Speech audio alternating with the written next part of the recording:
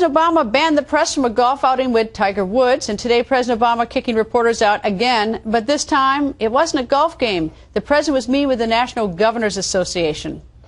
I look forward to our partnering, and with that, what I want to do is clear out the press so we can take some questions. All right? Clear out the press while the president was talking with governors re-elected, so are we entitled to at least hear what was said? Washington Examiner chief political correspondent Byron York joins us. I don't know if we're entitled to, Byron, but we'd like to. Yeah, now this was not a case in which the press was expecting to ask questions of the president. The press just wanted to see these exchanges between the governors and the president because they got a lot of issues between each other.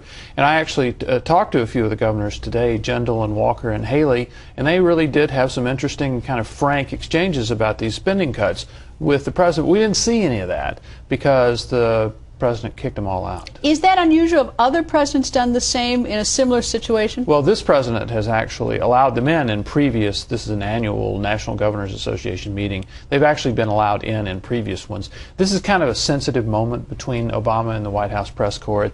At the end of the first term, they counted up all the press conferences the president had given, found that he'd given fewer than any recent president. He gave 79. George W. Bush did 89. Bill Clinton did 133. And then even when they counted not just the press conferences, but these little casual exchanges, a question or two with the press, it was even worse. Obama had done 107. George W. Bush had done 354, and Clinton had done 612. So this is a president who really doesn't have a lot to do with the press. Well, he ran on transparency. That was the big issue. So obviously he's getting clobbered between the eyes like a 2x4 with that. Now that he's sort of drawing the line in the sand, if he's going to keep the press out, that's only going to make the press angrier, at least the White House press corps. Yeah, and they were very irritated just last week when the president goes down to Florida, spends 3 days at a golf resort, including a round of golf with Tiger Woods, and they're basically kept in a minivan way off the golf course and never see the president at all. And so they complained about that and said, well, it's not that we have to see him playing golf, but this is symptomatic of not getting any access to the president. Well, I put on Greta Wire all the time the White House press pool reports, and so often they say we didn't see the president. They never didn't saw see the him. president. Yeah, so now it's seemed to be, I think, a little bit of a jab to make sure everybody knows that that they don't see the president.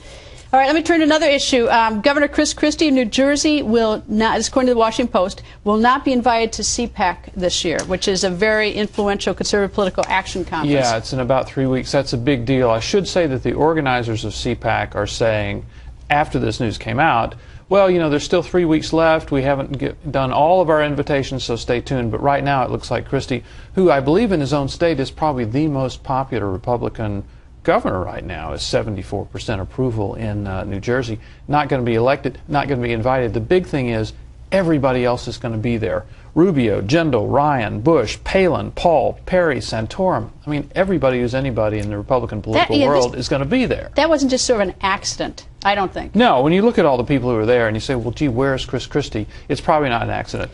You have to remember that the Romney people are still very irritated with Chris Christie. Romney will be at CPAC. They were irritated by him being so cozy with President Obama. It was like in the final days. Governor Christie. It's like Governor Christie Charlie Crist rather, yeah, in Florida, hugging President Obama on the tarmac. Exactly, and a lot of members of Congress, Republican members of Congress, are irritated with him for being so vocal about wanting so much relief aid after Hurricane Sandy, which they felt was a lot of pork. So he angered the former presidential candidate and a certain amount of the House leadership. And there's some grumbling too that the amount that he wanted, that they consider pork, actually is almost equal to the amount of this budget cut. I think he got $60 billion, and the budget cut's about $85 billion. Eat it all up in one bill. Fell swoop. So there are some sensitive relations, but I mean, Chris Christie is a serious national figure in the Republican Party. It seems kind of odd that he's not going to be there. I think he's a serious national figure in New Jersey.